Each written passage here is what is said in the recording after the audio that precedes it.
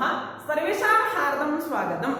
अधुना वयं सिद्धान्तकौमुद्याः परिभाषाप्रकरणे आद्यन्तौ टकितौ एतत् सूत्रं पठामः। आज का जो विषय है आद्यन्तौ टकितौ। आपको मालूम है कि परिभाषा प्रकरण में परिभाषा का ही ग्रहण किया गया है, लेकिन हमने परिभाषा किसको कहते हैं? अनियमे नियमकारिणी परिभाषा। अगर कहीं नियम ना हो और नियम न होने पर हमको ऐसी स्थिति में खड़ा होना पड़ता है जहां द्वंद्व हो, क्या करे क्या न करे, ऐसी स्थिति हो जाए तो वहां पर परिभाषा सूत्र आके लग जाता है। तो अनियमे नियमकारिणी का परिभाषा। तर्हि परिभाषा सूत्रम् आद्यन्तौ टकितौ सूत्रस्य पदच्छेदः आद्यन्तौ इति एकं पदं, टकितौ इति द्वितीयं पदम्। आद्यन्तौ इति प्रथमा विभक्तिः द्विवचनं, टकितौ अपि प्रथमा विभक्तिः द्विवचनम्। आदिश्च अन्तश्च आद्यन्तौ इतरेतर द्वन्द्व समासः, जैसे बालकः बालकौ तथैव आद्यन्तौ। टकितौ इत्यत्र टश्च कश्च टकौ, टकौ इतौ ययोः तौ टकितौ। जिन दोनों का टकार और ककार की इत संज्ञा हो उसको हम टकितौ कहते हैं। तो टकितौ का अगर विभाग हम करेंगे तो यहाँ दो विभाग आ जाएगा, टित और कित। तो जहां पर टकार की इत संज्ञा होगी उसको हम कहेंगे टित, और जहां ककार की इत संज्ञा होगी उसको हम कहेंगे कित। लेकिन ऐसे स्थिति में हमारा द्वंद्व ये है, भाई टित कहां लगेगा और कित कहां लगेगा। तो इसीलिए आद्यन्तों को ले लीजिए।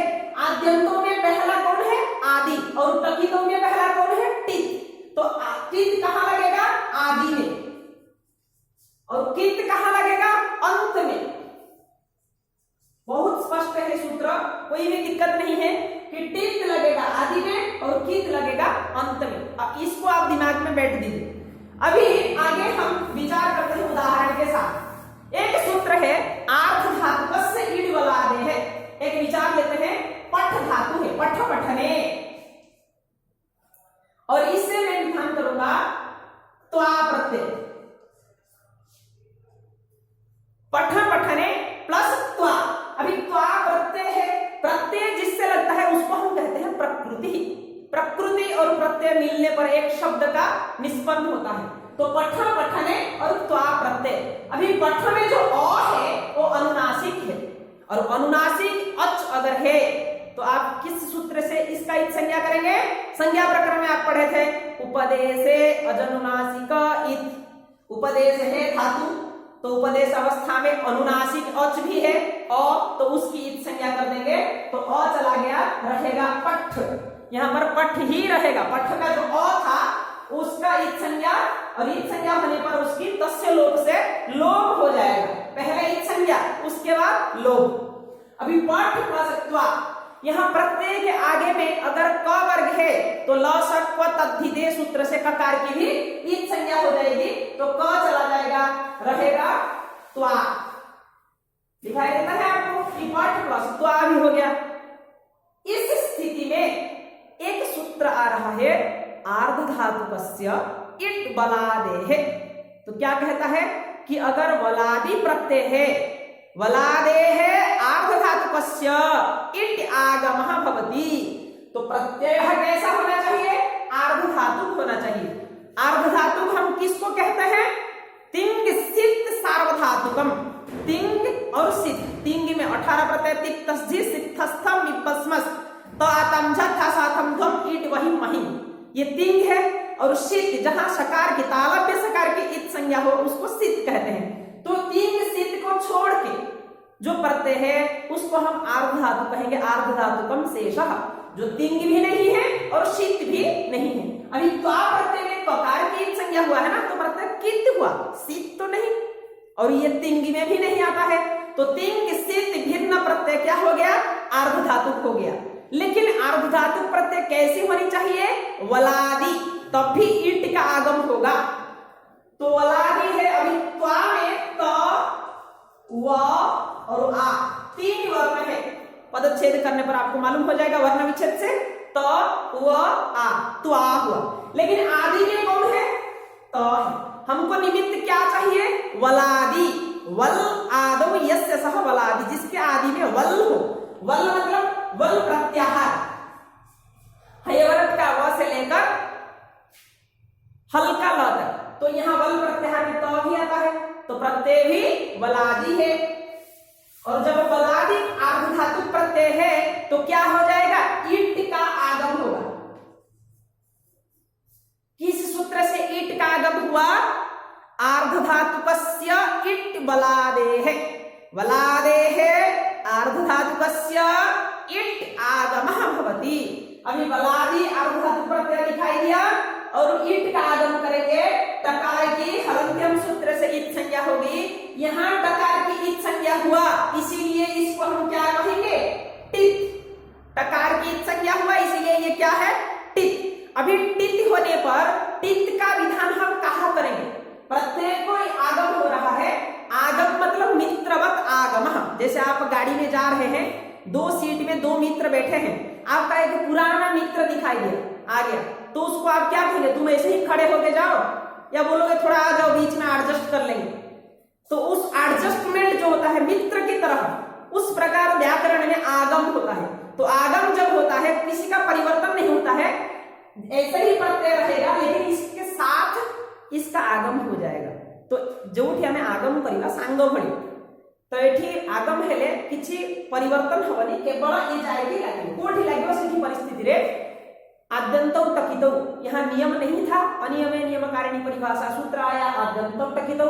इस सूत्र से अगर टित है तो आप टित को कहाँ लगाएंगे, आदि में। अगर कित होता तो कित कहाँ लग जाता, अंत में। तो प्रत्यय का आदि क्या है, इस स्थान को आदि, और ये तो अंत है।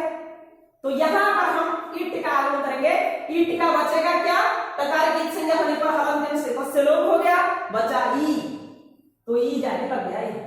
तो पठ प्लस ई त्वा, पठित्वा, पढ़कर। उस प्रकार आप हस हसित्वा, चल चलित्वा, लिख लिखित्वा ऐसे बना सकते हैं। ये तो टित का विचार था। आगे आ रहा है कित। हम कित कहाँ लगाएंगे, एक हल संधि प्रकरण में एक सूत्र आ रहा है, गुणोः कुक्टुक् सरि, गुणोः कुक्टुक् सरि। नकार नकार को, नकार और नकार को टुक, नकार को कुक का आगम होता है और नकार को टुक का आगम होता है। तो यहाँ ककार की हलंत्यम से संज्ञा, इसका भी ककार से हलंत्यम, मतलब हलंत्यम की हलंत्यम सूत्र से ककार की इत संज्ञा हो जाएगी। तस्य लोप से लोप हो गया। लेकिन कुछ बुद्धिमान बच्चे हैं, वो बोलेंगे सर यहाँ हम टकार की भी इत संज्ञा कर देंगे। भाई टकार की इत संज्ञा किस सूत्र से करोगे, तो वो बोलेंगे सर हम चूटू सूत्र से टकार की इत संज्ञा करेंगे। लेकिन चूटू यहाँ लगेगा ही नहीं, क्यों, बोलता है कि प्रत्यय आदौ चुटु इतौस्तः, प्रत्यय के आगे अगर च वर्ग या ट वर्ग हो तो चुटु सूत्र से आप संज्ञा करोगे। लेकिन यहाँ कुक और टुक प्रत्यय नहीं है, यहाँ आगम है, आगम के लिए वह सूत्र का प्रवृत्ति नहीं है। तो टकार की आप संज्ञा नहीं करेंगे, तो ऊ का जो है यह उपदेश अजनुनासिक इत से ऊ का भी इत संज्ञा हो जाएगा। दोनों स्थान पर तस्य लोप से लोप भी हो जाएगा। कु का ऊ इत संज्ञा लोप होने पर क और टुक का ट ही रहेगा। तो नकार से पर में अभी ये दोनों कित है, कुक भी कित है और टुक भी कित है। क्यों कित है, क्योंकि ककार की आप इत संज्ञा कर दिए हलंत्यम सूत्र से। जब ककार की इत संज्ञा होगा तो ये हो जाएगा कित। और कित लगेगा कहाँ, तो बोल रहा है गकार और नकार। जहां पर गकार हो, जैसे एक स्थिति है प्राण षष्ठ, अभी हम गकार को कुक का आगम करेंगे, लेकिन गकार से पहले लगेगा या बाद में लगेगा, तो कित है इसीलिए अंत में लगेगा। तो गकार के अंत में कुक का आगम होगा, तो कुक का बचा क्या है, क, तो यहां जाकर लग जाएगा क, प्राण षष्ठ। और अगर यहां सुगण लगेंगे, सुगण, तो यहां भी णकार के पर में टुक का आगम होगा, तो यहां टुक का बचा ट, ये भी कित है, तो णकार के पर में ट जाके लग जाएगा, सुगणक षष्ठ ऐसा रूप बनता है। तो ये आपको समझ में आया होगा, मैं आशा करता हूं। फिर से मैं आपको ये डायग्राम दिखाना चाहता हूं। यहाँ आदि आप लिख सकते हैं, आदि और अंत। आद्यंतों में पहला आदि है और अंत बाद में है। टकितों में पहले टित है और ये कीत है।